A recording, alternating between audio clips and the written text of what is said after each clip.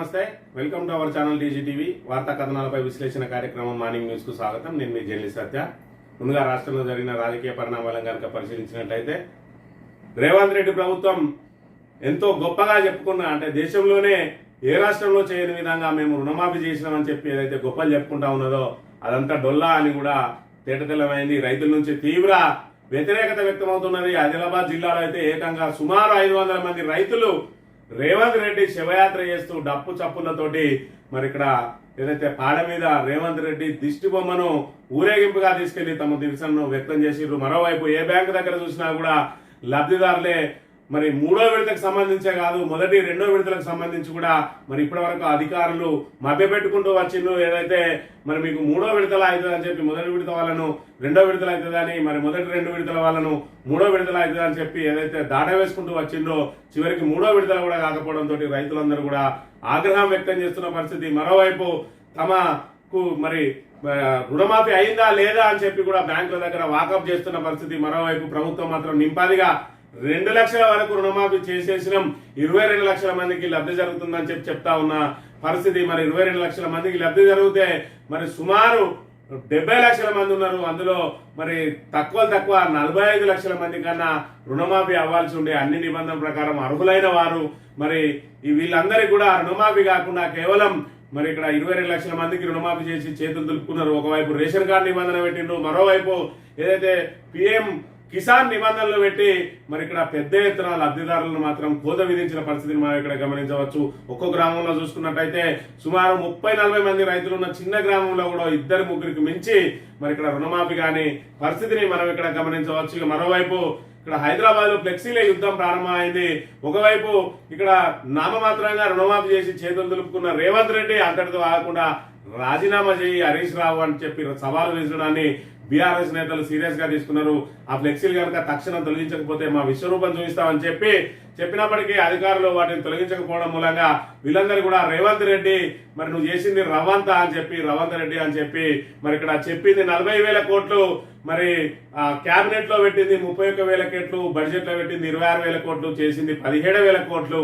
మరి నువ్వు ఏం చేసినావు అని చెప్పి ఇక్కడ రుణమాఫీ చిత్రాలు అని చెప్పి దానికి సంబంధించిన వాల్ పోస్టర్లు కూడా రాత్రి హైదరాబాద్ మొత్తం వెలిసి ఇక్కడ రేవంత్ రెడ్డి పరువు తీసినట్టుగా ఇక్కడ మనం గమనించవచ్చు. మరోవైపు కాంగ్రెస్ సీనియర్ నాయకులు కూడా తలపట్టుకుంటున్న పరిస్థితిని కూడా గమనించవచ్చు.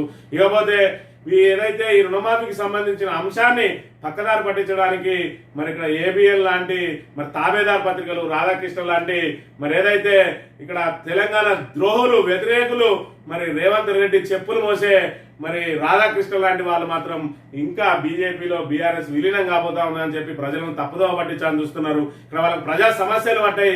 ఒకవైపు రైతులందరూ కూడా ఇక్కడ మరి పెద్ద ఎత్తున ఆందోళన కార్యక్రమాలు చేస్తూ ఉంటే దాన్ని కనీసం చూపించని మరి రాధాకృష్ణ వాడు మరి ఇక్కడ తెలంగాణ మీద ఇంకా విషయం కక్కుతూనే ఉన్నాడు. మరి తాబేదారుగా ఇంకా నేను రేవంత్ రెడ్డి చెప్పులే మొత్తా, ఆ చెప్పులను నా దస్తీలతో దుడుస్తా, అంతే తప్ప నేను ప్రజా సమస్యలు నాకు పట్టాయి, నాకు హైదరాబాద్ లో 4 గుంటలో 4 ఎకరాలు నేను సంపాదించుకుంటా, నేను రేవంత్ రెడ్డి ప్రాపకం పొందుతా అని చెప్పి ఇప్పటికి కూడా ఇంకా ప్రభుత్వ అడుగులకు మడుగులవుతూ ప్రజా వ్యతిరేక విధానాలకు అవలంబిస్తూ ఏదైతే ప్రతిపక్షం మీద ఇంకా విషయం కక్కుతూనే ఉన్నాడు రాధాకృష్ణ లాంటి ద్రోహి. మరి ఇక్కడ తెలంగాణ సమాజం అంతా కూడా ఇక్కడ తరిమి కొడితే ఆంధ్రాలో పోయి సెటిల్ అయిన రాధాకృష్ణ ఈరోజు రేవంత్ రెడ్డి ముఖ్యమంత్రి కావడంతో తిరిగి మళ్ళీ ఏదైతే తెలంగాణ గడ్డ మీద హైదరాబాదు నడిబొడ్డున ఉండి మరి రాక్షసానందం పొందుతున్న పరిస్థితులను కూడా మనం ఇక్కడ ప్రధానంగా గమనించవచ్చు. మరోవైపు సిద్దిపేటలో హరీష్ రావుకు సంబంధించిన మరి అధికారిక నివాసం మీద, ఎమ్మెల్యే క్యాంపు కార్యాలయం మీద కాంగ్రెస్ గుండాలు దాడి చేసిండ్రు. ఒకవైపు పోలీసుల సాక్షిగానే దాడులు జరుగుతా ఉన్న పోలీసులందరూ కూడా మరి నిమ్మకు నీరెత్తనట్లు చూస్తున్న పరిస్థితిని ఒకవైపు మరి ఇక్కడ గమనించాలి. కాంగ్రెస్ కార్యకర్తలు లేదంటే ప్రభుత్వం లేదంటే పోలీసులు ఆ హరీష్ రావు నివాసంకు ఏర్పాటు చేసిన క్యాంప్ కార్యాలయం ఏదైతే ఉన్నదో అది ప్రభుత్వ ఆస్తి. అక్కడ ఎవరు ఎమ్మెల్యే ఉంటే వాళ్ళు ఉంటారు, అది పూర్తిగా కూడా ప్రభుత్వానికి చెందిన ఆస్తి. మరి ప్రభుత్వానికి చెందిన ఆస్తులనే ఇక్కడ కాంగ్రెస్ కార్యకర్తలు ధ్వంసం చేస్తూ ఉంటే వారించాల్సిన ప్రభుత్వం కన్ను మూసుకొని ఉన్నది. మరి ఇక్కడ నిలువరించాల్సిన పోలీసులు వాళ్ళకు వంతపాడుతున్న పరిస్థితులను కూడా మనం గమనించవచ్చు. నిన్న రోజున హరీష్ రావు మరి హైదరాబాద్ నుంచి ర్యాలీగా బయలుదేరిండు సిద్దిపేట నుంచి మరి జన నీరాజనం మరి అక్కడ ఆయనకు స్వాగతం పలికింది. హరీష్ రావు మరి చేసే ఏదైతే అసెంబ్లీలో చిగిల్చి చెండాడాన్ని తట్టుకోలేని కాంగ్రెస్ ఈ రకంగా దాడులకు పాల్పడుతూ ఉన్నదని చెప్పి ఈ ప్రభుత్వం ఎంతోసేపు ఎన్నో రోజులు నిలవదే అని చెప్పి మరి వాటిని మేమే పొంద పెడతామని చెప్పి నిన్న రోజున సిద్దిపేట కేంద్రంగా మహిళా లోకం అంతా కూడా నినదించిన పరిస్థితులను మనం ఇక్కడ గమనించవచ్చు. వార్తా కథనాలను కనుక పరిశీలించినట్లయితే ముందుగా నమస్తే తెలంగాణ దినపత్రికలో మాఫీ మోసంపై దద్దరిల్లిన రాష్ట్రం, తీరని రుణం రైతుల రుణం 15 ఆగస్టు లోపు పూర్తి కాని రుణమాఫీ, అప్పులున్న రైతుల సంఖ్య 70 లక్షలు, రుణమాఫీ అయింది 20 లక్షల మందికి. 2 లక్షలకు పైగా ఉంటే మొండి చేయే అర్హులని సర్కారు తెలిసిన 32.5 లక్షల మందిలోను 10 లక్షల మంది రైతులకు కోత.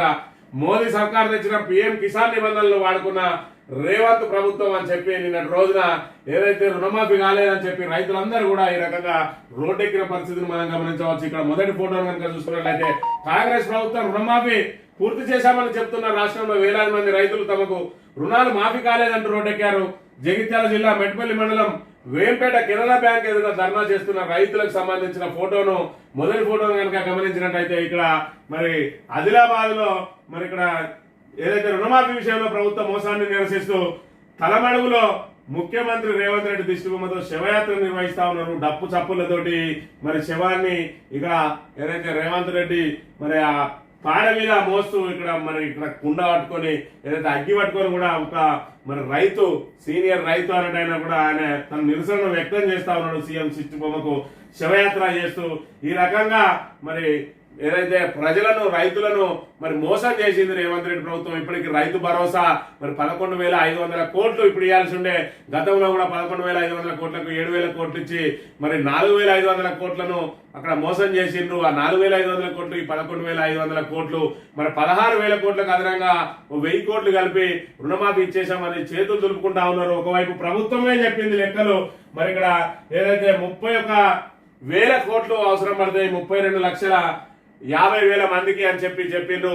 అది మరి ఇప్పటికి వచ్చేటప్పటికి 17,000 కోట్లకే చేరింది. మరి 22 లక్షల మంది రైతులు అంటే మీ లెక్కల ప్రకారమే 10 లక్షల మంది ఉన్నారు. మరి ఓవరాల్ గా చూసుకున్నట్లయితే 70 లక్షల మంది రైతులు ఉన్న పరిస్థితి. మరి ఇక్కడ ఎస్ఎల్బిసి లెక్కల ప్రకారం చూసుకున్నట్టయితే 49,500 కోట్లు మరి బ్యాంకుల నుంచి రుణం పొందిండ్రు. మరి కాంగ్రెస్ లా మరి ఆ ముఖ్యమంత్రి ఏదైతే అధికారంలోకి వచ్చిన వెంటనే ఆయన చేసిన ప్రకటన 40,000 కోట్లున్నాయి ఎడమ చేత్తో కొట్టేస్తామని అన్నాడు. మరోవైపు ఎన్నికలకు ముందు డిసెంబర్ 9నే రుణమాఫీ చేస్తామని చెప్పిండు. ఆఖరికి ₹1,00,000 రుణమాఫీ అయిన వాళ్ళు కూడా వెంటనే వెళ్లి బ్యాంకులకు వెళ్ళి తెచ్చుకోండి, మేము రాగానే రుణమాఫీ చేస్తామని చెప్పిండు. ఈ రోజు ఆశలు పెట్టి మరి ఏ విధంగా మోసం చేసిండని చూస్తే 40,000 కోట్లు అని చెప్పి ప్రకటించిండు. తర్వాత క్యాబినెట్ లో 31,000 కోట్లకే ఫైనల్ చేసిన పరిస్థితి. ఆ తర్వాత బడ్జెట్ వరకు చూసుకున్నట్టయితే అది 26,000 కోట్లకు కుచించుకుపోయింది. ఈ రోజు చూసుకున్నట్టయితే 17,933 కోట్లు మాత్రమే చెల్లించి చేతులు దులుపుకున్న పరిస్థితి. ఎక్కడి 40,000 కోట్లు, ఎక్కడి 17,000 కోట్లు అనేది మన ప్రజలందరూ కూడా గమనించాలి. ఈ రకంగా మరి మొత్తానికి కటింగ్ చేసుకుంటూ వచ్చి రేవంత్ రెడ్డి ఈ రోజు రైతులను దగా చేయడమే కాకుండా దబాయిస్తా ఉన్న పరిస్థితులను కూడా మనం గమనించవచ్చు. హరీష్ రావు రాజీనామా చేయంటున్నాడు. ఏ ముఖం పెట్టుకొని రాజీనామా చేయమంటున్నాడు అనే విషయాన్ని కూడా ప్రజలు గమనించాలి. పూర్తి స్థాయిలో రైతులందరికీ నువ్వు కనుక మరి రుణమాఫీ చేసినట్టు కనుక నిరూపించినట్టయితే మేమందరం కూడా రాజీనామాలకు సిద్ధమని చెప్తున్న పరిస్థితి. మరోవైపు బీజేపీ ఎల్పీ నేత మహేశ్వర్ రెడ్డి కూడా రుణమాఫీ చేసినట్టుగా 100% రుణమాఫీ చేసినట్టుగా నిరూపిస్తే నేను కూడా రాజకీయాల నుంచి వైదొలుగుతా అని చెప్పి ఆయన కూడా సవాల్ చేస్తున్న పరిస్థితిని బట్టి మరి బీజేపీ బీఆర్ఎస్ చేస్తున్న ఆరోపణలు కాదు, ఇవి సత్యాలని చెప్పి ఇక్కడ ఏదైతే రైతులు చేస్తున్న పోరాటాలను బట్టి కూడా మనం ఇక్కడ ప్రధానంగా గమనించవచ్చు. ఇప్పటి వరకు ఇంకా ఆగస్టు 15 రోజు బ్యాంకులు సెలవు. నిన్నటి రోజున ఇంకా పూర్తి స్థాయిలో సమాచారం వాళ్ళకి అందలేదు. ఈ రోజు రేపు మరి ఈ రోజు చూసుకున్నట్టయితే ఈ రోజు కూడా సెలవు ఉన్నది. రేపటి రోజున రాఖీ పౌర్ణమి సెలవు ఉన్నది. దీని తర్వాత పూర్తి స్థాయిలో రైతులందరూ కూడా రోడ్లెక్కే పరిస్థితి ఉన్నది. మరోవైపు కేటీఆర్ కూడా వారం రోజుల పాటు మరి రైతులకు సంబంధించి ఎవరెవరికైతే రుణమాఫీ కాలేదో వాళ్ళందరి వివరాలను సేకరిస్తాం. మరి ఆ తర్వాత కలెక్టర్లకు ఇస్తాం, ఆర్డీఓలకు ఇస్తాం, మరి వివిధ శాఖల అధికారులకు కూడా అందిస్తాం. అయినప్పటికీ కూడా రుణమాఫీ కాకపోతే మా కార్యాచరణ ఏందో చూపిస్తాం. రైతులందరితోటి మరో రైతు ఉద్యమం తప్పదని కూడా హెచ్చరించిన పరిస్థితిని మనం ఇక్కడ ప్రధానంగా గమనించవచ్చు. ఇక హరీష్ ఆఫీస్ పై కాంగ్రెస్ దౌర్జన్యం, అర్ధరాత్రి గూండాల అరాచకం, ప్రజలు అభిమానుల ఆగ్రహం, దద్దరిల్లిన సిద్దిపేట, దాడి వెనుక మైనంపల్లి హస్తం, ఉమ్మడి మెదక్ జిల్లా వ్యాప్తంగా నిరసనలు రాస్తారోకోలు అని చెప్పి ఇక్కడ ఏదైతే మరి రుణమాఫీ చేతగాని కాంగ్రెస్ దద్దమ్మలు ఈ రోజు భౌతిక దాడులకు పాల్పడడానికి కూడా మరి సిద్ధమవుతా ఉన్నారు. ఒకవైపు ప్రతిపక్షం సంధిస్తున్న ప్రశ్నలకు సమాధానాలు చెప్పాల్సిన మరి ఇక్కడ ప్రభుత్వం అది ముఖం చాటేయడమే కాకుండా ఎదురుదాడికి దిగుతూ రాజీనామా చేయని చెప్పి అర్థం లేని వ్యాఖ్యలు చేస్తూ అర్థం లేని ఫ్లెక్సీలతోటి మరి ఏదైతే రౌడీ గూండా గతంలో మరి ఇక్కడ నగర బహిష్కరణకు గురైన మైనంపల్లి హనుమంతరావుకు సంబంధించిన మరి నాయకులు వాళ్ళ అభిమానుల పేర్లతోటి నిన్న రోజున పోస్టర్లు వెలిసినాయి. అదే విధంగా మైనంపల్లి నీచ రాజకీయాలకు పాల్పడతాడనడానికి నిదర్శనంగా నిన్నటి రోజున మరి మైనంపల్లి అనుచరులందరూ కూడా మరి సిద్దిపేటలో హరీష్ రావు క్యాంప్ కార్యాలయం మీద దాడి చేసిరు. దీని మీద సిద్దిపేట అంతా కూడా బగ్గు అన్నది. మరి ఇక్కడ సామాన్య ప్రజల నుంచి మొదలుకుంటే మేధావుల వరకు కూడా అందరూ కూడా కాంగ్రెస్ ఈ దౌర్జన్యాన్ని తీవ్రంగా వ్యతిరేకించిన పరిస్థితి. చేతగాని దద్దమ్మలు పాలన చేతగాకపోతే ముడుచుకొని కూర్చోవాలి కానీ దౌర్జన్యాలు చేస్తా అంటే చూస్తూ ఊరుకోరు, ఖచ్చితంగా ప్రజలు బుద్ధి చెప్తారని చెప్పి కూడా హెచ్చరించిన పరిస్థితిని మనం ఇక్కడ ప్రధానంగా గమనించవచ్చు. దీనికి సంబంధించి మరి ఇక్కడ ఏదైతే బ్రిటిష్ డిప్యూటీ హై కమిషనర్ కూడా స్పందించిండు. దాడి బాధాకరం. హరీష్ రావు నివాసంపై దాడిని British deputy high commissioner doctor Andrew Fleming ఖండించారు. దాడి దృశ్యాలను చూస్తే చాలా బాధ కలిగిందని ఎక్స్ వేదికగా పేర్కొన్నారు. హరీష్ రావు అంటే ఎంతో గౌరవం అని, ఆయనతో అనేక అంశాలపై విస్తృతంగా చర్చలు జరపాలని వెల్లడించారని చెప్పి ఒక బ్రిటిష్ హై కమిషనర్ కూడా దీని మీద స్పందించున్నారంటే కాంగ్రెస్ దౌర్జన్యాలకు సంబంధించి రేపటి రోజున రాష్ట్రంలో ఉన్న అంటే ఏదైతే మరి రాష్ట్రానికి ఉన్న మరి మంచి పేర్లు కూడా చెడగొడుతున్న పరిస్థితిని మనం గమనించవచ్చు. రాష్ట్రానికి పెట్టుబడులు తీసుకురావడానికేమో మరి ఇతర దేశాలకు వెళ్లిన రేవంత్ రెడ్డి బృందం ఈ రకంగా రాష్ట్రంలో మరి దౌర్జన్యాలను ప్రోత్సహిస్తే పెట్టుబడులు అనేటివి ఉంటాయా అనే విషయాన్ని కూడా మరి ఇక్కడ గమనించాలి. బ్రిటిష్ డిప్యూటీ హై కమిషనర్ లాంటి వాళ్ళ దృష్టి కూడా ఇది వెళ్ళింది అని అంటే మరి ఇక్కడ పారిశ్రామికవేత్తలందరూ కూడా దీని మీద ప్రధానంగా దృష్టి కేంద్రీకరిస్తారు. ఈ గూండాల పాలనలో మేము మరి నెగలలేమని చెప్పి ఇక్కడ కంపెనీలు కూడా ఏర్పాటయ్యే అవకాశం కూడా ఉండదనే విషయాన్ని కూడా గమనించాలి. ఇక మంత్రి జూపల్లి కాన్వాయ్ అడ్డుకున్న సరిత అంశాల్లో కాంగ్రెస్ లో వర్గపోరు అని చెప్పి నిన్నటి రోజున మరి ఇక్కడ జూపల్లి కృష్ణారావుకు సంబంధించి సొంత పార్టీ కార్యకర్తలు అడ్డుకున్నారు. ఒకవైపు వర్గపోరు ఇంకా అందులో కొనసాగుతూనే ఉన్నది, మరోవైపు ఇక్కడ మరి కాంగ్రెస్ దౌర్జన్యాలు కొనసాగుతా ఉన్న అంశాలను కూడా మనం ప్రధానంగా గమనించవచ్చు. ఇక ముడా చిక్కుల్లో సిద్ధరామయ్య కర్ణాటక సీఎంను విచారించేందుకు గవర్నర్ అనుమతి. సిద్ధరామయ్య భార్యకు విలాస ప్రాంతాల్లో స్థలాలు, తెర వెనుక చిత్రం తెప్పిన కుమారుడు ఎమ్మెల్సీ యతీంద్ర, బీజేపీ సహా హక్కుల కార్యకర్తల సంచలన ఆరోపణలు. ముడాలో 4,000 కోట్ల మేర స్కామ్ అంటూ ఫైర్. రాజీనామా చేసేంత తప్పు తానేం చేయలేదంటున్న కర్ణాటక సీఎం అని చెప్పి ఏదైతే మైసూరు డెవలప్మెంట్ అథారిటీకి సంబంధించి ఒక పార్కు సంబంధించి 3 ఎకరాల 16 సెంట్లు మరి ఇక్కడ సిద్ధరామయ్య భార్య స్థలాన్ని అక్కడ కేటాయించింది, ఏదైతే పార్కు సేకరించింది. దానికి బదులుగా 50:50 అంటే ఏదైతే డెవలప్మెంట్ చేసిన భూమి మరి తీసుకున్న భూమి ఎంత అయితే ఉన్నదో 1 ఎకరం తీసుకుంటే మరి అందులో సగం డెవలప్మెంట్ చేసిన భూమిని అంటే ఫ్లాట్ల రూపంలో అప్పగిస్తుంది. మరి ఇక్కడ అత్యంత విలాసవంతమైన ఏరియాల్లోనే మరి సిద్ధరామయ్య భార్య పేరిట 14 ఫ్లాట్లను కట్టబెట్టింది మరి సిద్ధరామయ్య ప్రభుత్వం. దాంతో దీని మీద హక్కుల కార్యకర్తలు అందరూ కూడా లోకాయుక్తకు వివిధ సంఘాలకు ఫిర్యాదు చేయడంతో పాటు వివిధ సంస్థలకు దర్యాప్తు సంస్థలకు ఫిర్యాదు చేయడంతో పాటు గవర్నర్ కూడా ఫిర్యాదు చేసిన నేపథ్యంలో గవర్నర్ విచారణకు ఆదేశించిండు. దాంతో మరి ఇక్కడ సిద్ధరామయ్య సర్కారు ఇప్పుడు చిక్కుల్లో పడ్డది. మరి రాజీనామా చేయక తప్పని పరిస్థితి ఏర్పడుతున్న పరిస్థితి. మరోవైపు బీజేపీ కూడా ఎప్పుడెప్పుడు కూల్చేద్దామా ఇటు కర్ణాటక సర్కారును ఇటు తెలంగాణ సర్కారును ఎదురు చూస్తున్న నేపథ్యంలో మరి ఇక్కడ చేప గాలానికి చిక్కినట్టుగా ఆయన భార్య పేరిట 14 విలాసవంతమైన ఫ్లాట్లు తీసుకొని విలాసవంతమైన ఏరియాలో ఫ్లాట్లు తీసుకొని ఇక్కడ బీజేపీకి చేతికి చిక్కినట్టుగా మనం గమనించవచ్చు. మరోవైపు డికే శివకుమార్ వేచి చూస్తా ఉన్నాడు, ఎప్పుడు సిద్ధరామయ్య సీటు లాగేద్దామా అని చెప్పి మరి ఇక్కడ చిక్కుల్లో పడ్డాడు సిద్ధరామయ్య. రేపు మాపో రాజీనామా చేయక తప్పని పరిస్థితి. మరోవైపు ఆయన కూడా ఆవేదన వ్యక్తం చేస్తా ఉన్నాడు. ఈ వయసులో నేను దర్యాప్తులు ఏమి ఎదుర్కోవాలి, కేసులు ఏమి ఎదుర్కోవాలి, ఈ ఒత్తిళ్లను తట్టుకోలేను, రాజీనామా చేస్తా అని చెప్పి కూడా ఆయన సన్నిధుల మధ్య చెప్పినట్టుగా కూడా మరి వార్తలు వినవస్తున్న నేపథ్యంలో మరి మరోవైపు డికే శివకుమార్ కాకుండా ఆ హోంమంత్రి ఎవరైతే ఉన్నాడో ఆ హోంమంత్రికి మరి ఇక్కడ ముఖ్యమంత్రి పీఠం అప్పగించాలని కాంగ్రెస్ అధిష్టానం యోచిస్తోందని, అదే జరిగితే డికే శివకుమార్ పార్టీని చీల్చుకెళ్లి బీజేపీలో చేర్చక తప్పదని చెప్పి ఊహాగానాలు కూడా వెలువడతా ఉన్నాయి. మొదట కర్ణాటక, దాని తర్వాత తెలంగాణ తెలంగాణ మరి ఏదైతే రేవంత్ రెడ్డి ఇంకా మరి ఇక్కడ బీజేపీ తోటి సన్నిహితంగానే మెదులుతున్న పరిస్థితిని కూడా మనం ఇక్కడ ప్రధానంగా గమనించవచ్చు. నిన్నటి రోజున ఇక్కడ మరి కేటీఆర్ ఆరోపణలు చేసిండు, బీజేపీ జెండాతోనే చచ్చిపోతానని మోదీ తోటి అన్న సీఎం అని చెప్పి ఇక్కడ మరి ఆల్రెడీ నిన్నటి రోజున తీవ్ర విమర్శలు చేసిండు. ఖచ్చితంగా రేవంత్ రెడ్డి బీజేపీ తోటి సన్నిహిత సంబంధాలు మెయింటైన్ చేస్తా ఉన్నాడు. దానికి తన గురువు చంద్రబాబును అడ్డం పెట్టుకొని ఆయన రెండు పడవల మీద ప్రయాణం చేస్తా ఉన్నాడు. కాంగ్రెస్ నావ సాగినన్ని రోజులు ఈ కాంగ్రెస్ నావ మీద నేను నడుస్తా, కాంగ్రెస్ నావ మరి నన్ను ముంచేసే ప్రయత్నం చేస్తే ఆ నావనే ముంచి బీజేపీ పడవలో ప్రయాణం చేయడానికి సిద్ధంగా ఉన్నాడు. అందుకు ఏదైతే తెరచాపలాగా చంద్రబాబు నాయుడు వాడుకుంటున్న పరిస్థితిని కూడా మనం ఇక్కడ ప్రధానంగా గమనించవచ్చు. ఇక్కడ కర్ణాటక మీద దృష్టి సారించిన బీజేపీ మరి ఇక్కడ దాని నెక్స్ట్ టార్గెట్ తెలంగాణ అన్నది మరి జగమెరిగిన సత్యం. మరోవైపు ఇక్కడ బీఆర్ఎస్ బీజేపీ విలీనం అని చెప్పి ప్రజలను తప్పుదోవ పట్టించి రుణమాఫీ నుంచి బయటపడడానికి ప్రయత్నం చేస్తున్న రేవంత్ రెడ్డి తన పుట్టి మునిగిపోయే కార్యక్రమాలు కూడా మరి ముందల ఉన్నాయి.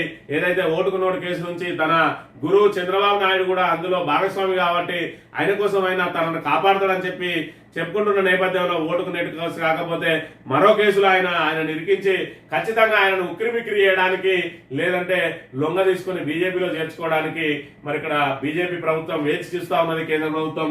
మరోవైపు ఈయన కూడా వాళ్ళకి హామీ ఇచ్చిండు, ఏది ఏమైనా కూడా నేను ఖచ్చితంగా బీజేపీలోకి చేరతా అని చెప్పి హామీ ఇచ్చిందని నిన్న రోజున కేటీఆర్ చేసిన ఆరోపణలు కూడా మనం ప్రధానంగా గమనించవచ్చు. తెలంగాణ దినపత్రిక విషయానికి వస్తే తిరగబడ్డ రైతన్న అని చెప్పి ఆదిలాబాద్ లో ఏ విధంగా అయితే మరి శివయాత్ర చేసిండ్రో మరి ఇక్కడ రుణమాఫీ చేసినామని చెప్పి మరి అందరికీ రుణమాఫీ చేస్తే ఈ రకమైన నిరసనలు ఎందుకు తెలియజేస్తా ఉన్నారు? ఇది షాంపిల్ మాత్రమే, ఇంకా చాలా మందికి తెలియదు 2 లక్షల లోపు రుణమాఫీ కాని వాళ్ళు అనేక మంది ఉన్నారు.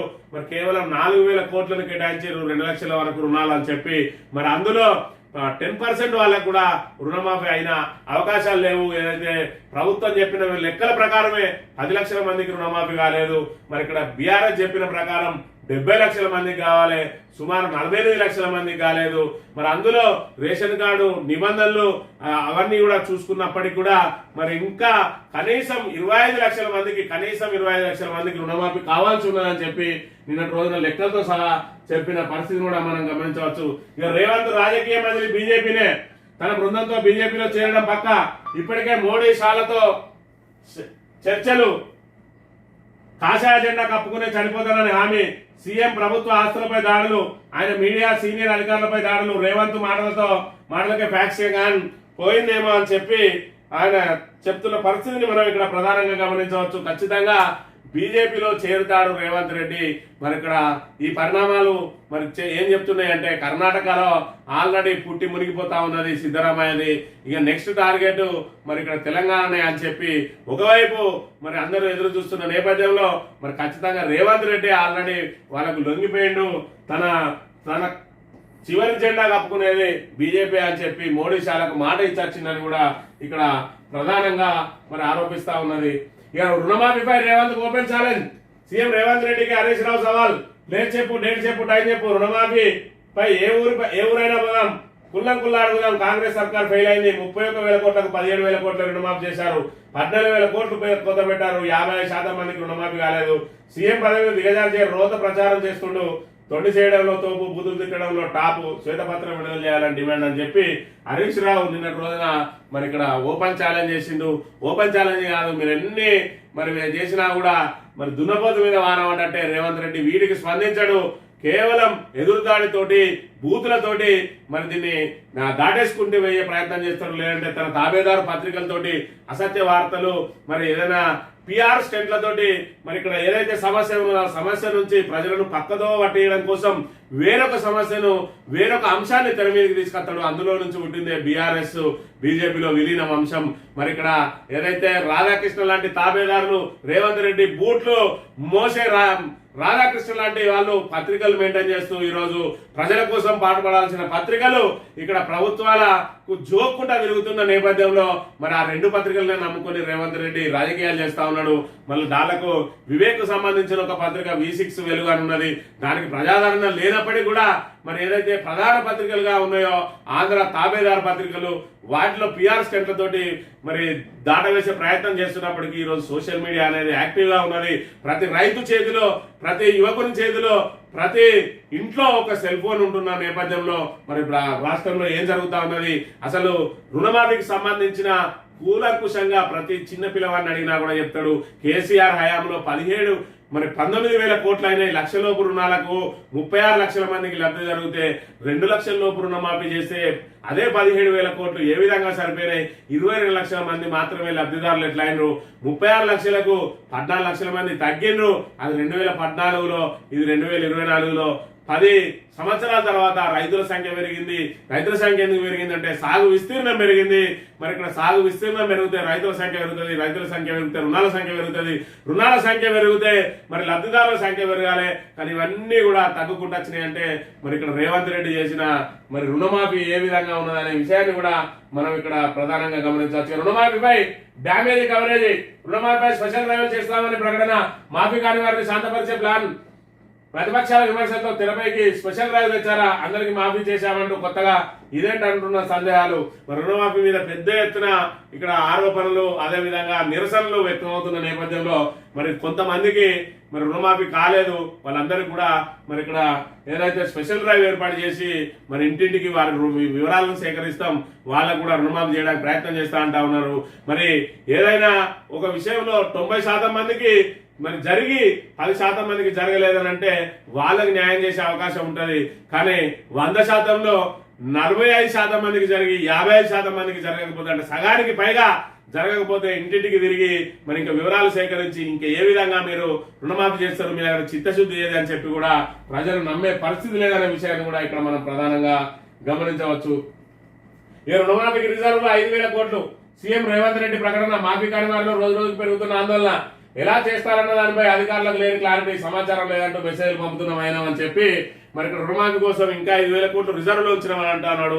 మరి 18,000 కోట్లు అనుకున్నా కూడా 18 23,000 కోట్లే. మరి వీళ్ళు చెప్పిన 31,000 కోట్లకు సంబంధించి ఇంకా 8,000 కోట్లు ఎక్కడ పోయినాయి అనే విషయాన్ని కూడా మనం గమనించాలి. అంటే చెప్పేదంతా ఒకటి, చేసేది ఒకటి, చెప్పే మాటలకు చేసే పనులకు పొంతన లేదనే విషయాన్ని కూడా మనం ఇక్కడ గమనించాలి. ఇక ఏదైతే రైతులు మరి అధికారులను సంప్రదిస్తే వాళ్లకు మరి 2 లక్షల పైన లోన్ ఉన్న వారికి, రేషన్ కార్డు లేని వారికి, ఆధార్ మరియు బ్యాంక్ ఖాతాలో పేరు మిస్ మ్యాచ్ అయిన వారికి 3వ విడతలో రుణమాఫీ జరగలేదు. ఎప్పుడు ఎలా అవుతుందని ప్రభుత్వం నుండి మాకు ఎటువంటి సమాచారం లేదు, రాగానే మీకు తెలియజేస్తామని చెప్పి అధికారులు ఎవరైనా మరి ఇక్కడ ఏదైతే వాట్సాప్ ద్వారా సంప్రదిస్తే వాళ్ళు అధికారులు ఇస్తున్న రిప్లై ఈ విధంగా ఉన్నది. ఏదైతే ఎప్పుడు ఎలా అవుతుందని ప్రభుత్వం నుండి మాకు ఎటువంటి సమాచారం రాలేదు, రాగానే మీకు తెలియజేస్తాం. మరి అధికారులకే తెలియదంటే ఇంకా ఎవరికి తెలుస్తుంది? దీనికి సంబంధించి రుణమాఫీ ఎంత పెద్ద డొల్లా అనే విషయాన్ని ఇక్కడ ప్రధానంగా మనం గమనించాలి. ఇక కొత్త రెవెన్యూ చట్టాన్ని తీసుకొస్తామని చెప్పి ఇక్కడ పొంగులేటి శ్రీనివాసరెడ్డి మళ్ళా కొత్త వేషం వేస్తూ కొత్త రెవెన్యూ చట్టం అంటా ఉన్నాడు. ఏదైతే మరి ఇక్కడ అది తీసుకొచ్చిందో, మరి ఏదైతే ప్రభుత్వం తీసుకొచ్చిన ధరణి ఉన్నదో ఆ ధరణిలో ఉన్న లోటుపాట్లను సవరించి ధరణిని పూర్తిగా అందుబాటులోకి తీసుకొచ్చి ఈ లోటుపాట్లను సవరించడం ప్రభుత్వంకి తప్పిదాలు చేసిందని చెప్పాల్సిన మరి రెవెన్యూ శాఖ మంత్రి ఆ మొత్తానికే మార్చేసి మరి ఏదైతే మేము కూడా మరి దాన్ని తీసుకొచ్చి మా సొంతంగా పెట్టుకుంటాం, మేము కూడా ఎవరైతే ఆ వెబ్సైట్ నిర్వాహకులను మా కంట్రోల్లో పెట్టుకుంటాం, ఆ భూములకు సంబంధించి జాగాలకు సంబంధించి ఏవైతే ఉన్నాయో అవన్నిటిని మరి మేమే మా తాబేదారులకు సంబంధించిన భూములు కానీ మా ఆస్థానధీశులకు సంబంధించిన భూములను కానీ మేము పరిరక్షించుకోవాలంటే మరి మేము కూడా ఒక కొత్త వెబ్సైట్ రూపొందించి మాకు అనుగుణంగా నిబంధనలు రూపొందించుకుంటాం అన్నట్టుగా ఉన్నది పొంగులేటి శ్రీనివాసరెడ్డి పరిస్థితి చూసినట్టయితే. ఇక 2 లక్షల వరకు రుణమాఫీ చేశాం. 22,37,845 ఖాతాలకు 17,933.19 కోట్ల నిధులు విడుదల చేశామన్న తుమ్మల నాగేశ్వరరావు కొత్తగా చెప్పేది ఉన్నది. ఇదంతా కూడా 2 రోజుల నుంచి మరి వస్తున్న విషయమే. మరి ఇక్కడ 22 లక్షల మందికి ఎందుకు అయింది? మరి కనీసం 47 లక్షల మందికి అయ్యే అవసరం ఉండే. మరి ఇక్కడ PM కిసాన్ నిబంధనలు చూసుకున్నా, అదేవిధంగా రేషన్ కార్డు చూసుకున్న అర్హులందరూ మరి ఏదైతే లక్షలోపు రుణాలకే 36 లక్షల మంది అయితే మీకు 22 లక్షల మంది ఎందుకైనా పోనీ మీరు లెక్కల ప్రకారమే 32 లక్షల మందికి లబ్ధి జరుగుతుందని చెప్పి 22 లక్షల మందికి ఎందుకు పరిమితమైంది అనే దానికి ప్రభుత్వం దగ్గర సమాధానం లేదు. కేవలం దాటవేత ధోరణితోటే ముందుకు సాగుతున్నది తప్ప మరి ఇప్పటి వరకు మరి సరైన వివరాలు ఇవ్వడానికి ప్రయత్నం చేస్తలేదు. ఇక ఈ తాబేదారు ఏదైతే రేవంత్ రెడ్డి బూట్లు మోసే ఈ రాధాకృష్ణ ఉన్నాడు, ఇక్కడ ఒకవైపు ఏదైతే మరి ఇక్కడ ఇల్లు కాలిపోతా ఉన్నాయంటే నాకు సూర్యులో సుట్టకు నిప్పడిగింది అని అన్నట్టుగా ఉన్నది పరిస్థితి. ఒకవైపు రాష్ట్రం అంతా రుణమాఫీకి సంబంధించి రైతులు ఆందోళనలు చేస్తూ ఉంటే ఎక్కడ కూడా ఈయనకు సంబంధించిన ఆ రైతుల ఆందోళన అనేది ఏ పేజీలో కూడా ఈయన కనబడేది. ప్రజలారా గమనించండి, ఇది ఈ ఆంధ్ర జ్యోతి పత్రిక పేరులోనే ఉన్నది ఆంధ్ర అని చెప్పి కేవలం తెలంగాణ మీద విషం కక్కడానికి, తెలంగాణ కోసమే పుట్టిన బీఆర్ఎస్ మీద విషం కక్కడానికే పుట్టిండు రాధాకృష్ణ అంటాడు. ఎందుకంటే ఇక్కడ నుంచి తరిమెత్తే ఆంధ్రకు పారిపోయిన మరి దుండగుడు ఈ రాధాకృష్ణ కారు కూతలు ఏ విధంగా ఉన్నాయి, కమలు కలిసిపోతాయా, కారు కమలం కలిసిపోతాయా అని చెప్పి మరి ఇక్కడ కారు కమలం కలిసిపోతాయా విడిపోతాయా ఇది కాదు. ఇక్కడ రాష్ట్ర సమస్యలను ఎందుకు నువ్వు తెర మీదకి తీసుకొస్తలేవు, ఎందుకు ప్రజలకు చూస్తలేవు? నిరుద్యోగులు అంత పోరాటం చేసినా కూడా ఒక్కరోజు కూడా ఒక చిన్న కాలం కూడా మరి ఇందులో రాయలేదు అంటే రాధాకృష్ణను ఈనాడు దినపత్రికలు ఏ రకంగా ప్రభుత్వానికి కొమ్ము కాస్తా ఉన్నాయి, మరి ఆంధ్ర పత్రికలకు తెలంగాణ ప్రజల ప్రయోజనాలు ఏమాత్రం పట్టవు అనేదాన్ని కూడా మనం ఇక్కడ నిదర్శనంగా ప్రధానంగా చూడవచ్చు. ఇళ్ల స్థలాలకు పాస్ పుస్తకాలు 10,894 గ్రామాల్లో స్థల యజమానులకు ప్రయోజనం. సాదా బైనామా పరిశీలన, హక్కుల పత్రాల జారీ, ధరల్లో నమోదు కాని అర్హులకు కూడా అధికారం ఆర్డీఓకు దఖలు, పాత పుస్తకాల కొనసాగింపు, ధరల్లో జరిగిన తప్పుల సవరణకు అవకాశం, కొత్త ఆర్ఓఆర్ అమల్లోకి వస్తే తగ్గనున్న వివాదాలు, దేశంలోనే భూదార తొలి రాష్ట్రంగా తెలంగాణ అని చెప్పి మరి ఇళ్ల స్థలాలకు కూడా పాస్ పుస్తకాలు ఇస్తామని చెప్పి మరి కొత్తగా మరి మేమేదో కొత్త చేస్తున్నాం, ఆ కొత్తదనం కనబడాలా అని చెప్పి అత్యుత్సాహంతో చేస్తున్నట్టుగా మనం ఇక్కడ ప్రధానంగా గమనించవచ్చు. ఈనాడు విషయానికి వస్తే ఇక్కడ ఐటీ శాఖ మంత్రి దుద్దిళ్ల శ్రీధర్ బాబు పెట్టుబడులపై దుష్ప్రచారం వద్దు అని చెప్పి నిన్నటి రోజున స్టేట్మెంట్ ఇచ్చిండు. ఏ సంస్థలు తరలిపోవట్లేదు, త్వరలోనే నూతన పారిశ్రామిక విధానం, అమెరికా కొరియా ఒప్పందాలతో 35,800 కోట్ల పెట్టుబడులు, గత ప్రభుత్వ ఎంఓయూలను ముందుకు తీసుకెళ్తాం విలేకరులతో మంత్రి శ్రీధర్ బాబు అని చెప్పి ఇక్కడ ఏదైతే ఆయన చెప్తా ఉన్నాడో తెలంగాణ అభివృద్ధికి దోహదపడేలా పెట్టుబడులు పెట్టేందుకు ఆదాని ముందుకొచ్చారు, కానీ అవి రాష్ట్ర ప్రయోజనాలకు వ్యతిరేకంగా ఉంటే అనుమతించాం. అదే సమయంలో కాంగ్రెస్ పార్టీ ఆదాని సంస్థ అక్రమాలపై జాతీయ స్థాయిలో చేసే పోరాటంలో మేము భాగమవుతాం. అంటే మేము ఇక్కడ దోసుకుపోవడానికి మేము ఆయనకు మరి మా స్నేహాస్తం అందిస్తాం, కానీ జాతీయ స్థాయిలో కాంగ్రెస్ చేసే పోరాటానికి మళ్ళా మేము ఆయన మీద కొట్లాడతాం అన్నట్టే ఉన్నది. ఆదాని నిజంగానే దొంగ అయితే ఆయన రాష్ట్రంలోకి ఎందుకు రాణిస్తా ఉన్నారు? ఆదాని సచివుడు అయితే ఆయన మీద మీరు ఎందుకు పోరాటం చేస్తా అంటా ఉన్నారు? ఈ రెండింటికి శ్రీధర్ బాబు ముందుగా సమాధానం చెప్పాలి.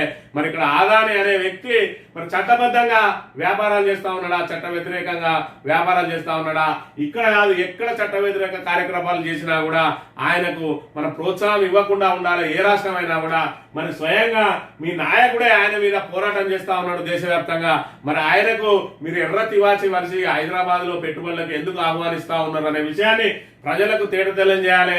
మరి ఇక్కడ 2 నాలుకల ధోరణితో ఆయనను మరి ఇక్కడ ఏదైతే మా తెలంగాణ రాష్ట్ర ప్రయోజనాల కోసం మేము ఆయనను వాడుకుంటాం, వ్యతిరేకంగా పని చేస్తే అనుమతించమని చెప్పి చెప్తా ఉన్నారు. అసలు ఆయన పనులే చట్ట వ్యతిరేకం అని చెప్పి మీ నాయకుడు చెప్పినప్పుడు ఆయనకు మీరు ఏదైతే తెలంగాణ రాష్ట్రంలోకి ఏ విధంగా ఆహ్వానిస్తారనేది కూడా ప్రజలకు వివరించాల్సిన అవసరం ఇక్కడ శ్రీధర్ బాబు మీద ఉన్నది. ఏదైతే 2 నాలుకల దోరితోటి ద్వంద్వ నీతితోటి సాగుతా ఉన్నది కాంగ్రెస్. అక్కడ జాతీయ కాంగ్రెస్ ది ఒక విధానం, ఇక్కడ రాష్ట్ర కాంగ్రెస్ ది ఒక విధానం. ఒకవైపు మరి అక్కడ రాహుల్ గాంధీ ఏమో రాజ్యాంగాన్ని పట్టుకొని తిరుగుతాడు, రాజ్యాంగ ఉల్లంఘనలు జరుగుతా ఉన్నాయి. ఇతర పార్టీల నుంచి ఎవరైనా చేరితే తక్షణం ఆయన సభ్యత్వాన్ని రద్దు చేయాలంటాడు. ఇక్కడ 10 మంది బీఆర్ఎస్ ఎమ్మెల్యేలను చేర్చుకొని స్పీకరు మరి వారి సభ్యత్వాలను రద్దు చేయమంటే ఆ ఫైల్ సంకలో పెట్టుకొని ఇప్పటి వరకు దాని మీద చర్యలు తీసుకోడు. అంటే జాతీయ కాంగ్రెస్ విధానం వేరు, ఇక్కడ ఉన్న రాష్ట్ర కాంగ్రెస్ విధానం వేరు. వీళ్ళు 2 నాలుకల ధోరణితోటి ఈ రకంగా ముందుకు పోతా ఉన్న పరిస్థితి మనం గమనించవచ్చు.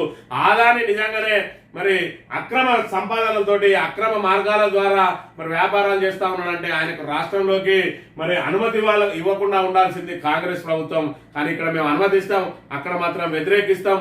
మరి అక్కడ మా నాయకుడు ఏదైతే వ్యతిరేకిస్తా ఉన్నాడో జాతీయ స్థాయిలో మేము వ్యతిరేకిస్తాం, రాష్ట్రంలో మాత్రం అలాయి బలాయి తీసుకుంటాం అన్నట్టుగా ఉన్నది. మరి ఈ విషయాన్ని బట్టే మనం వీళ్ళ పారిశ్రామిక విధానం ఏ విధంగా ఉన్నదనే విషయాన్ని కూడా మనం గమనించవచ్చు. స్వచ్ఛ బయో అని చెప్పి ఏదైతే సీఎం సోదరునికి సంబంధించిన కంపెనీ తోటి అక్కడ ఎంఓఈ చేసుకున్నారు.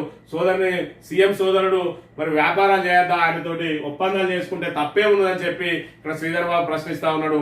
మరి ఒప్పందాలు చేసుకుంటే తప్పు లేదు, హైదరాబాద్ లో చేసుకోకుండా అమెరికాకి వెళ్ళేందుకు ఒప్పందాలు చేసుకున్నారు అనే దాని విన్నే ఇక్కడ ప్రజలందరూ కూడా మరి ఇక్కడ ప్రశ్నిస్తున్న అంశాన్ని మనం ప్రధానంగా గమనించాలి. ఏదైతే స్వచ్ఛ బయో మరి గ్రీన్ ప్రైవేట్ లిమిటెడ్ అన్నదాన్ని మన సగం కోసి సగం మాత్రమే ఎందుకు చెప్పిండ్రు, అది ముఖ్యమంత్రి సోదరుని దాయడానికి ఎందుకు ప్రయత్నం చేసిండ్రు, ఆ సంస్థకే సంబంధం లేని మరొక వ్యక్తితోటి ఎంఓఈ ఎందుకు చేసుకున్నారు, దానికి సంబంధించిన ఇదే ఆయన ఎనుగుల జగదీష్ రెడ్డి తోటి ఎందుకు మీరు ఒప్పందాలు చేసుకోలేదు, వేరే వ్యక్తిని ముందర పెట్టి ఎందుకు చేసుకున్నారు, ఎన్ఆర్ఐని ఎందుకు ముందు పెట్టిండ్రు, ఆ సంస్థలో ఆయన ఎండి కాదు, చైర్మన్ కాదు, డైరెక్టర్ కాదు, ఆయనను ముందర పెట్టి ఒప్పందాలు చేసుకోవాల్సిన ఈ దుస్థితి ఎందుకు వచ్చింది, ఈ బ్యాక్ డోర్ పనులు ఎందుకు చేసిరు అనే దానికి సమాధానం చెప్పాలి. ఇదంతా కూడా మరి ప్రతిపక్షాలు వెలుగులో తీసుకొచ్చిన తర్వాత ఇప్పుడు ఎదురుదాడికి దిగుతూ తప్పేందని అంటున్నారు. తప్పేమి లేదు, కానీ పారదర్శకంగా చేయాల్సిన అవసరం ఉన్నాయి. కానీ మీరు ఇట్లా దొడ్డిదారిన చేయాల్సిన పద్ధతి కాదు. ఏదైతే ఇప్పుడు ఆదానికి దొడ్డిదారిన మీరు ఇక్కడ దోచుకోవడానికి అవకాశాలు కల్పించిందో దోచుకున్నంత మాకు కొంచెం పంచి మిగతాది నువ్వు తీసుకో అన్నట్టుగా ఉన్నది ఇక్కడ కాంగ్రెస్ నాయకుల పరిస్థితి. కాబట్టి ఇక్కడ ప్రతిపక్షాలు ఆరోపణలు చేస్తా ఉన్న పరిస్థితి. ఆదాని మీద ప్రధానంగా ఆరోపణలు చేస్తున్నది కాంగ్రెస్ పార్టీ. మరి కాంగ్రెస్ పార్టీ ఇక్కడ ఎర్రతివాచి వలసడం మీద మరి ఇక్కడ తీవ్ర విమర్శలు వ్యక్తమవుతున్న అంశానికి మరి శ్రీధర్ బాబు సమాధానం చెప్పాల్సిన అవసరం కూడా ఉన్నది. రేవంత్ భాజపాలో చేరడం ఖాయం, మోదీ అమిత్ షాలకు ఆయన హామీ ఇచ్చారు, చికిత్సల్లో కేటీఆర్ ఆరోపణ అని చెప్పి మరి ఇక్కడ బీజేపీలో బీఆర్ఎస్ విలీనం అవుతుందని చెప్పి మరి ఇక్కడ రుణమాఫీ విషయంలో దాటవేసే కార్యక్రమానికి అదేవిధంగా ప్రజలను డైవర్షన్ చేయడానికి ఏదైతే రేవంత్ రెడ్డి ప్రయత్నం చేస్తా ఉన్నాడో, రేవంత్ రెడ్డి మాత్రం ఖచ్చితంగా బీజేపీలోనే చేరుతాడు. మరి తాను జెడ్డ కోతి మనవంత చేసిందాట అని చెప్పి తాను చేరబోయేటోడు మిగతా అందరికి కూడా మనసు కింద పోయడానికి ప్రయత్నం చేస్తా ఉన్నాడు అన్నట్టుగా మాట్లాడిండు నిన్నటి రోజున ఇక్కడ కేటీఆర్ అనే విషయాన్ని మనం ఇక్కడ గమనించాలి. ఈ రుణమాఫీపై ఫ్లెక్సీలు రగడ, సిద్దిపేటలో ఎమ్మెల్యే హరీష్ రావు క్యాంపు కార్యాలయంపై దాడి, బారాస కాంగ్రెస్ పోటాపోటీ ఆందోళన అని చెప్పి ఇక్కడ మరి ఫ్లెక్సీల దాడి జరుగుతా ఉన్నది రుణమాఫీకి సంబంధించి. ఈ రుణమాఫీ విషయంలో ప్రజలు గమనించాలి. మరి ఇది ఏదైతే మరి ఎవరికో ఏదో చేసినామని చెప్పేది కాదు, మరి వ్యక్తిగతంగా ఏదైతే రైతులకు జరిగే మరి లబ్ధి అది జరిగిందా లేదా అనేది రైతులందరికీ కూడా తెలిసిన విషయమే, తెలిసే విషయమే. ఇలా కాకపోతే రేపు తెలుస్తుంది. ఇంకా మభ్యపెట్టడానికి మరి ప్రయత్నం చేస్తా ఉన్నారు. ఏదైతే మీరు అప్లై చేసుకోండి, ఏదైతే మీకు రుణమాఫీ కాలేదో వాళ్ళందరూ కూడా మీకోసం స్పెషల్ సెల్ ఏర్పాటు చేసినాం, అందులో ఫిర్యాదు చేసుకోండి అని చెప్పి చెప్తా ఉన్నారు. మరి 22 లక్షల మందికి చేసి చేతులు దులుపుకున్న ప్రభుత్వం ఆ రోజు 40,000 కోట్లు చెప్పింది, దాన్ని 31,000 కోట్లకు క్రమంగా 26,000 కోట్లకు ఈరోజు 17,000 కోట్లకు కుదించి మరి ఇంకా ఎదురుదాడికి దిగుతూ హరీష్ రావును రాజీనామా చేయాలని చెప్పి డిమాండ్ చేస్తా ఉన్నారు. ఇప్పటికైనా రేవంత్ రెడ్డి మరి ఇక్కడ తప్పు ఒప్పుకొని ఖచ్చితంగా రైతులకు క్షమాపణ చెప్పాలి. మరి ఏదైతే తాను 40,000 కోట్లు అని చెప్పి ఏ విధంగా చెప్పిండు, 17,000 కోట్లతోటి ఏ విధంగా చాప చుట్టేసిండు. మరి ఇక్కడ కేసీఆర్ చేసినప్పుడు 19,000 కోట్లు లక్షలోపు అయితే మరి నువ్వు చేసినప్పుడు 17,000 కోట్లు ఏ విధంగా సరిపోయినాయి అనే అంశాన్ని కూడా మరి రైతులందరికీ వివరించాలి. అదేవిధంగా నువ్వు ప్రజలకు ఇచ్చిన గ్యారంటీల అమలు కోసం కృషి చేయాలి. 100 రోజులలోనే హామీలు అమలు చేస్తా ఉన్నారు. ఇదే మేనిఫెస్టో కమిటీ చైర్మన్ ఏదైతే శ్రీధర్ బాబు, మరి శ్రీధర్ బాబు కూడా హామీ ఇచ్చిండు. ఈ రోజు మరి ఇక్కడ ఏదైతే నిర్ణయాలన్నీ కూడా శ్రీధర్ బాబు తీసుకుంటా ఉన్నాడని చెప్పి ఇక్కడ రేవంత్ రెడ్డి చెప్తున్న నేపథ్యంలో శ్రీధర్ బాబే దీనికి బాధ్యత వహించాలి. 6 గ్యారంటీలు మరి మేనిఫెస్టో చైర్మన్ గా 6 గ్యారంటీలు 100 రోజుల్లో అమలు చేస్తా అన్నారు. మరి ఇప్పటి వరకు 6 రోజులు కాదు 250 రోజులు దాటిపోయింది, ఇప్పటికి కూడా అమలు కాలేదు. కాబట్టి ఖచ్చితంగా దీనికి మరి శ్రీధర్ బాబే బాధ్యత వహించాల్సిన అవసరం ఉన్నది. ఖచ్చితంగా దీనికి సమాధానం చెప్పాలి. మరి ఏదైతే 6 గ్యారంటీలను రూపొందించింది మరి శ్రీధర్ బాబే కాబట్టి మరి దీనికి బాధ్యత కూడా శ్రీధర్ బాబే వహించాలి. రాబోయే రోజులలో మరి శ్రీధర్ బాబు సొంత నియోజకవర్గంలో మరి ఆయన రాజీనామా కూడా డిమాండ్ చేస్తూ 6 గ్యారంటీల అమలు పూర్తి స్థాయిలో ఆయన మీద ఎఫెక్ట్ పడే అవకాశం ఉంటాయి. కాబట్టి ఇప్పటికైనా మరి ప్రభుత్వంలో ప్రధాన పాత్ర పోషిస్తా ఉన్నాడని చెప్పి స్వయంగా రేవంత్ రెడ్డి చెప్తున్న నేపథ్యంలో 6 గ్యారంటీలను 420 హామీల మాట దేవుడెరుగు, కనీసం 6 గ్యారంటీలన్నా అమలు చేయించి మరి తన చిత్తశుద్ధిని చాటుకోవాల్సిన బాధ్యత శ్రీధర్ బాబుపై ఉందని చెప్పి తెలియజేస్తూ ఇది ఈ రోజు మార్నింగ్ న్యూస్. తిరిగి రేపు కలుద్దాం. Thank you very much.